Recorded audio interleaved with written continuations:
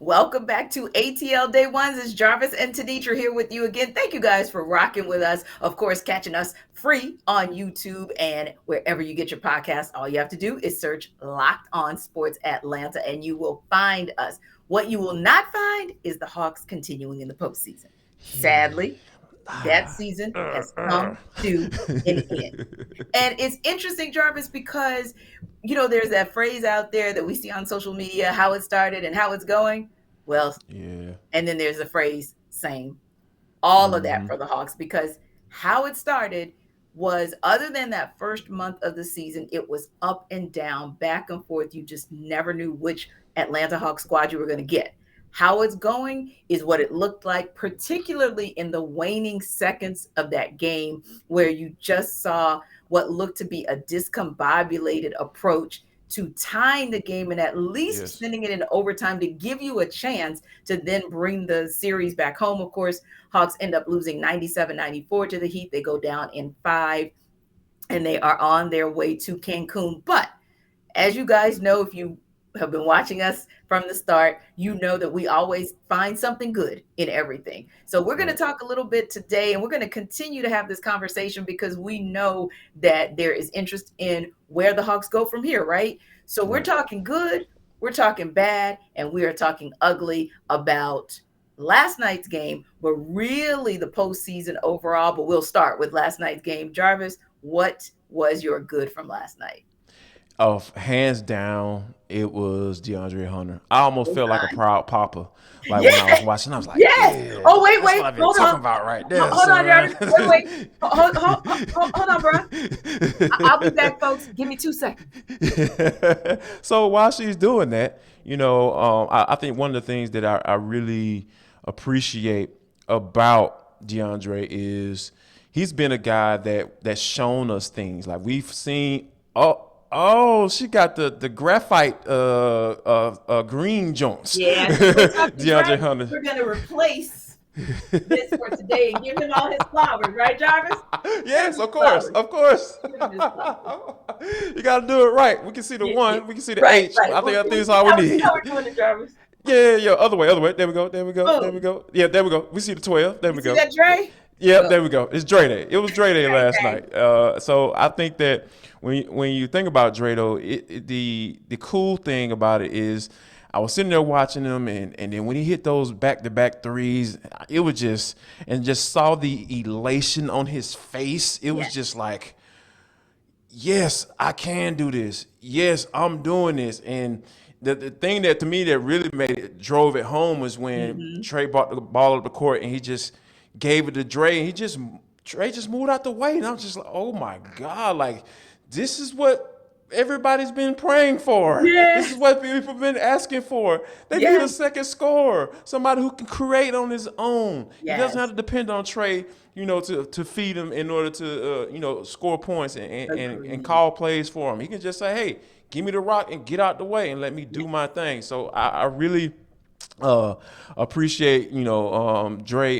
And just one quick thing. I think that some people may say that, oh yeah, this is like it's only like a Cam Reddish moment, right? You remember when Cam Mm-hmm. Reddish went off against the Milwaukee Bucks and he hit all those threes and everything. But I think Mm-hmm. this hits a little different Yes. because we've Yes. seen glimpses of Dre do this. Like this wasn't just an aberration. This was something that we've seen before, and Mm-hmm. for him to step up in that moment and Mm-hmm. damn near carry his team to Yeah. a win until he got that That bull question. crap Oh, call. Yeah, because to be honest with you, T, I thought that it was gonna come down to Dre having a rock in his hands same. with an opportunity to win that game, Yes. and it's just truly unfortunate that that didn't happen because I knew that he was going to hit that shot, and Yes.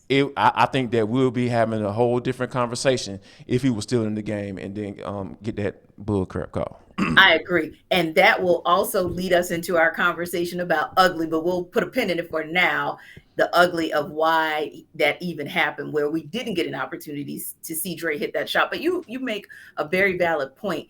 Cam showed us flashes, like a flash. and then Mm-hmm. you would go with a huge drought and not see it again. Trae Exactly. is actually built up, especially in this postseason. He He's built up built some up equity. to this Yeah, moment. yeah. Yeah, and he Mm-hmm. really throughout this postseason has built up to this moment, and he gave us the two-way play because we've seen Dre score in the 20s. Right. In this, we've seen him score 24 points here, 22 points there, but never in the postseason until now have you seen him really deeply into 35 points and 11 rebounds and The three steals. rebounds was So huge. Yeah, that was exactly. huge So too. really giving you like strong two-way plays, what we said. And that's why you and I co-signed on him really being our good. And I think we can maybe agree that our honorable mention for good would be DeLon Wright. Yeah, like this whole this whole playoff series, like Yes. I call him D'Lo. Like D'Lo I has like that. been, you Okay. know what I mean? Like D'Lo has been really a guy to come off the bench and be that guy who can come in and lock down somebody. You know, a guy to get those scrappy rebounds. I know Hmm. he's still he's a guard, but he's a guy he'll get those putbacks Yes. and guys that do the little thing. He's willing to do the little things and he has done the little things. So yeah, Yes.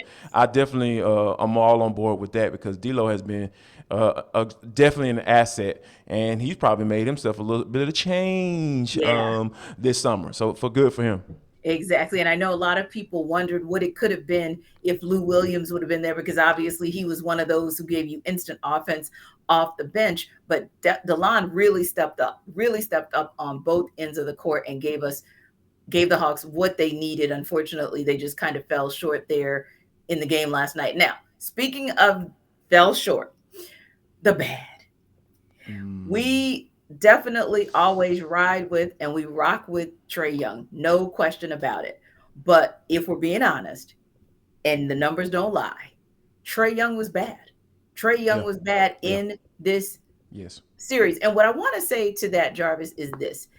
For us, it's not just bad as in we're looking in terms of just the numbers, which I mean the numbers are bad, like that's what they are. They literally. are what they are. Yeah, Yeah, exactly. So you look at games played 37.3 minutes, 4.4 field goals made, just 13.8% attempted, and just 32% field goals made. That's not like him. And of course, the assist to turnover ratio, yeah, you cannot have it's 30, ugly. 30 turnovers and 22 assists. If that number was even flipped, where you had 30 assists and 22 turnovers, that would still be ugly. But 22, Exactly.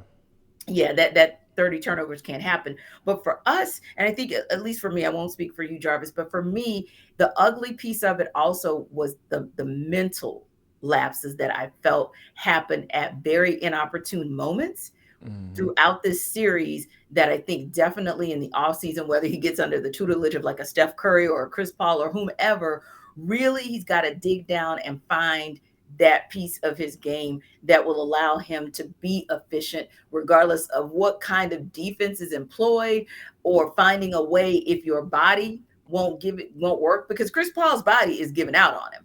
But Yeah. we saw what he gave in that game last night. Right. But yeah, for us, unfortunately, it was ugly for Trae Young. Yeah, and here's another reason why I'll add to the Trae Young ugly piece. Like to start the game, I thought they made some great adjustments, and Mhm. even to the point where, especially when Kevin Herter got off to a fiery start, no pun intended. I think that he is. It just looks like he was uncomfortable not having the Mhm. ball in his hands, Yes. because even though like they came out even ran a set, like Mhm. I was like, oh my goodness, like what is this? Like Yes. it seemed Nate started the game with some good adjustments, and then Mhm. a couple of possessions go by, and then here we go, Trey coming in and taking these crazy behind threes that he Yes. hasn't been hitting Right. at all. So Right. I was just it was kind of like, all right, y'all made the adjustment Mhm. and it started to look good. It was working for you, and then you go back to Trey Mhm. stuff. Yeah. Like, You regress. get your team, let your ride your teammates, Yeah. dude. And that's my whole thing. Ride them out. Like, Yeah. if it's still working, you keep doing it until they adjust. You don't Yes. switch it up just because you feel like it or Right. whatever. And I'm sure he probably had a good reasoning for taking those shots. Mhm. However, if it's working, man, keep doing it. And I thought that was just really bad because you're not comfortable playing off the ball, or you didn't have to play off the ball that much during the regular season. Mhm. and you're in a situation where you have to adjust on the fly in the Yeah. playoffs, and I know that's a bad situation. Hmm. However, you can't make it worse by making Right. even worse decisions Yeah. with You taking really, bad shots. yeah, you really can't. And you have to think about what you've got to be able to see things happening in the moment, like real time Right. adjustments, not just your coach, but you as the floor general. Because to your point, it was obvious that Coach Nate had said it. He was going to get him into some off ball situations, and it was Right. working. And It it was worked working. in game four, although they did not win that game. It still was working for a point, right? So you Right. got to like allow that to breathe and allow that to evolve. Because the other piece of what you said is this: as soon as Trae went away from it, what did we see? But the Heat pounce on it and say, oh, wait a minute. He's going to have Oh the yeah. ball. He's going to be the primary ball handler. Oh, we got this again. And right there, slowly but surely, you saw that game start to slip away, and the Hawks never really recovered. But real quick on the ugly, because we would be remiss if we did not talk ugly. Oh, I'm sorry. Real quick, Jarvis. Quick. Our honorable mention for your bad. Whew, man. Oh my goodness. Like, wow, can it Right. be John Collins? Like, Oh, yeah, it I'm can. gonna go ahead. I'm gonna go Because it ahead and is. say John Collins because It when is. you have as many points as you do fouls, like, or when you are in a space where you have what 2 rebounds, I think he ended up with, Yes. that's just not. It's unacceptable. Yeah. It's Regardless of if you are unacceptable. Yeah, hurt, you've got to find a way to exactly. then readjust your game to be able to Hmm. do well the things you can do, and the things you can't do, like hitting a three.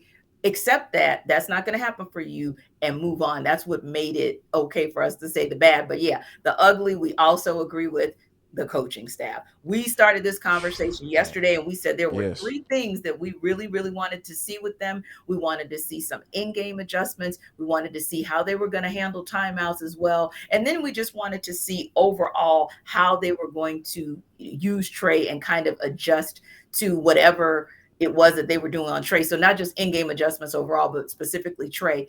Really and truly across the board, you didn't see any of those things, and you just felt like he said he saw fight in the team for 48 minutes. Jarvis, I didn't feel like I saw fight in the coaching for 48 minutes last night. yeah, because those the type of one, and I think if I can bring up an example, is when when they called the bullcrap foul, right?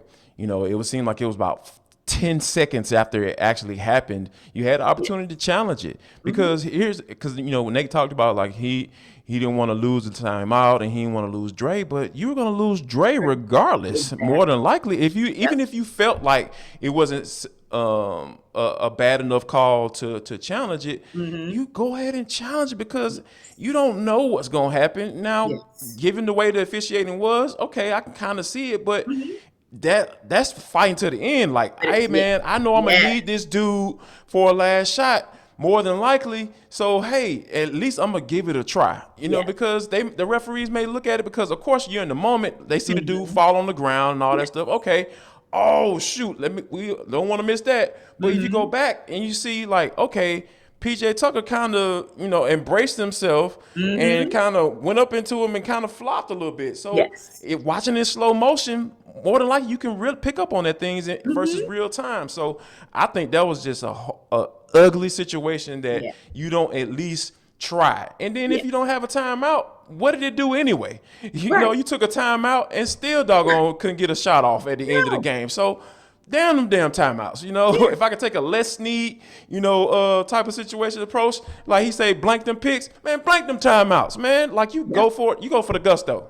You go for it because you live like there's no tomorrow. Because guess what? Now there is no There's no tomorrow. We'll be tomorrow. talking off season with you guys more next week, and we have some other thoughts that we'll break down over the next couple days as well on the Hawks. But again, unfortunately, they didn't do it for the culture, but Jarvis and I are about to do it for the culture. So when we come back, we're going to talk about something that is true to Atlanta that I know is going to be real tasty for the rest of y'all. We'll see you on the other side.